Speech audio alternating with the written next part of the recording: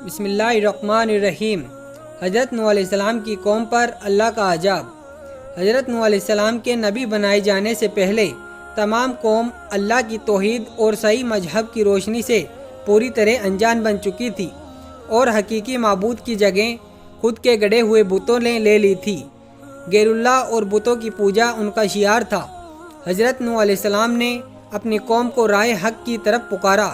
اور سچے مذہب کی دعوت دی، لیکن قوم نے نہ مانا اور نفرت و حقارت کے ساتھ انکار کیا۔ قوم کے امیروں اور سرداروں نے ان کے جھٹلانے اور انہیں ذلیل کرنے کا کوئی پہلو نہ چھوڑا، اور انہوں نے اس بات پر تعجب ظاہر کیا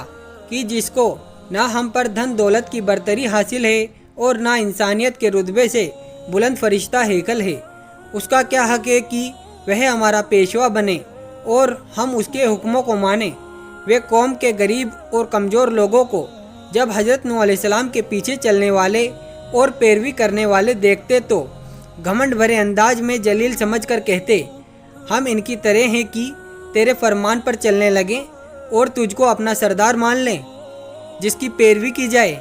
وہ سمجھتے تھے کہ کمزور اور پست لوگ نوح علیہ السلام کے اندھے مقلد ہیں، نہ ان کے پاس کوئی سمجھ ہے اور نہ یہ ہماری طرح جانچی پرکھی رائے سے کام لیتے ہیں، اور نہ اتنا شعور ہے کہ حقیقت حال کو سمجھ لیتے، اور اگر وہ حضرت نوح علیہ السلام کی بات کی طرف کبھی توجہ بھی دیتے تو ان سے اصرار کرتے کہ پہلے ان قوم کے پست اور غریب لوگوں کو اپنے پاس سے نکال دے، تب ہم تیری بات سنیں گے، کیونکہ ہم کو ان سے گھن آتی ہے اور ہم اور یہ ایک جگہ نہیں بیٹھ سکتے۔ حضرت نوح علیہ السلام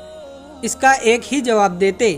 کہ ایسا کبھی نہیں ہوگا، کیونکہ یہ اللہ کے مخلص بندے ہیں۔ اگر میں ان کے ساتھ ایسا معاملہ کروں جس کی تم خواہش رکھتے ہو تو اللہ کے عذاب سے میرے لیے کوئی پناہ گاہ نہیں ہے۔ میں اس کے دردناک عذاب سے ڈرتا ہوں۔ اس کے یہاں اخلاص کی قدر ہے، امیر و غریب کا وہاں کوئی سوال نہیں ہے۔ ساتھ ہی ارشاد فرماتے کہ میں تمہارے پاس اللہ کی ہدایت کا پیغام لے کر آیا ہوں، نہ میں نے غیب دانی کا دعویٰ کیا ہے اور نہ فرشتہ ہونے کا، اور میں اللہ کا پیغمبر اور رسول ہوں، اور دعوت و ارشاد میرا مقصد ہے۔ قوم کے یہ کمزور اور غریب لوگ جو اللہ پر سچے دل سے ایمان لائے ہیں تمہاری نگاہ میں اس لیے حقیر و ذلیل ہیں کہ وہ تمہاری طرح دھن دولت والے نہیں ہیں۔ حضرت نوح علیہ السلام نے یہ بھی بار بار تنبیہ کی کہ مجھے اپنی دعوت پہنچانے میں اور ہدایت کے راستے پر لگانے میں نہ تمہارے مال کی خواہش ہے نہ جہاں منصب کی، میں اجرت کا طلبگار بھی نہیں ہوں۔ اس خلافت کا حقیقی اجر و ثواب اللہ تعالیٰ کے ہاتھ میں ہے اور وہی بہترین قدر کرنے والا ہے۔ بہرحال حضرت نوح علیہ السلام نے انتہائی کوشش کی کہ بدبخت قوم سمجھ جائے اور اللہ کی رحمتوں کی پناہ میں آ جائے، مگر قوم نے نہ مانا، اور جتنا اس اور سے حق کی تبلیغ میں جدوجہد ہوئی اسی قدر قوم کی اور سے بغض اور دشمنی میں سرگرمی ظاہر کی گئی، اور تکلیف پہنچانے اور چوٹ دینے میں تمام طریقوں کا استعمال کیا گیا، اور ان کے بڑوں نے عام لوگوں سے صاف صاف کہہ دیا کہ تم کسی بھی طرح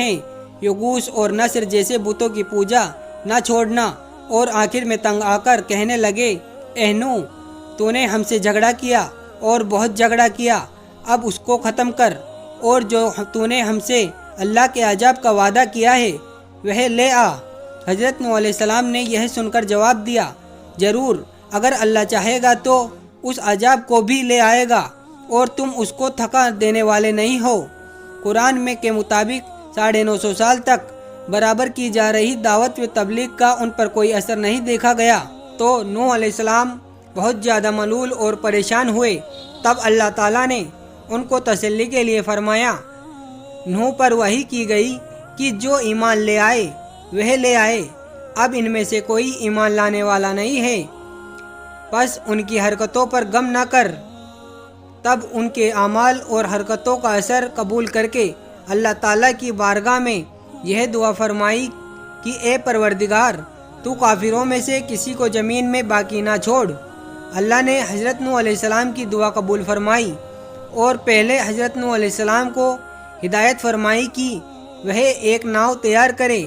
تاکہ ظاہری اسباب کے اعتبار سے وہ اور پکے مومن اس عذاب سے بچے رہیں جو اللہ کے نافرمانوں پر نازل ہونے والا ہے،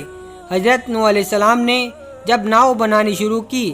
تو کفار نے ہنسی اڑانا اور مذاق بنانا شروع کر دیا، اور جب کبھی ادھر سے ان کا گزر ہوتا تو کہتے جب ہم ڈوبنے لگے تو تم اور تمہارے پیچھے چلنے والے اس ناؤ میں محفوظ رہ کر نجات پا جائیں گے۔ کیسی مرکتا والا خیال ہے۔ حضرت نوح علیہ السلام بھی ان کا انجام کار سے غفلت اور اللہ کی نافرمانی پر ضرورت دیکھ کر انہی کے ڈنگ میں جواب دیتے، کیونکہ اللہ تعالیٰ نے پہلے ہی ان کی حقیقت حال کو بتا دیا تھا۔ اے نوح، تو ہماری حفاظت میں ہماری وحی کے مطابق ناؤ تیار کیے جا، اور اب مجھ سے ان کے متعلق کچھ سوال نہ ہو،